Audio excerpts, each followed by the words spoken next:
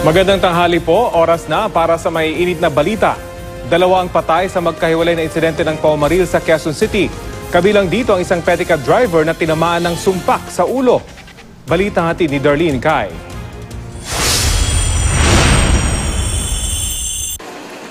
Humahangos at naka-uniforme pang rescuer ang purok leader na si Geraldine Antique nang dumating sa bahaging ito ng Barangay Batasan Hill sa Quezon City. Ang nakahandusay kasing bangkay, ang kapatid niyang pedicab driver na si Danilo Navarro, 45 taong gulang. Naka-duty po ako sa barangay ngayon. Naka-duty po? Opo, naka-duty ako ngayon. Tapos po, tinimbre sa inyo? Yung BSDO namin nag-iikot naman yan eh. Gabi-gabi talaga iikot yung mga area. Tapos yun nga, nag-shout na dito nga daw sa area po. Kinabahan ako ba? Hindi naman, hindi ako kinabahan. Kaso nung yun nga, nag-shout sa akin na kapatid ko daw. Tama ng sumpak sa ulo ang agad na ikinamatay ng biktima.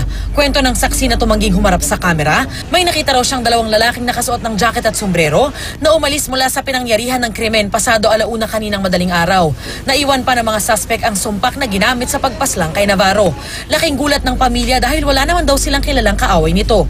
Wala, ma'am. Ikaaway po ba?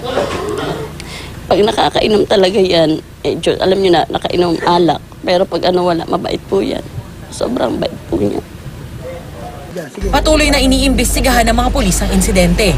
Sa bahaging ito ng Payatas Road sa Quezon City naman, pinagbabaril at napatay ang isang di pa nakikilalang lalaki. Narinig ko yung 3 putok, paglingon ko po, may nakahiga na po.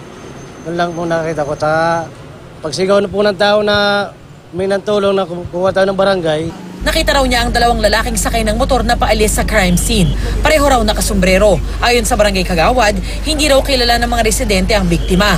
Nakuha mula sa shorts ng suspect ang isang sachet ng hinihinalang shabu. Bukod sa beige na shorts at violet na t-shirt, may tattoo ang biktima sa binti. Patuloy na inaalam ang pagkakakilanlan ng biktima at posibleng motibo sa krimen. Darlene Kai, GMA News.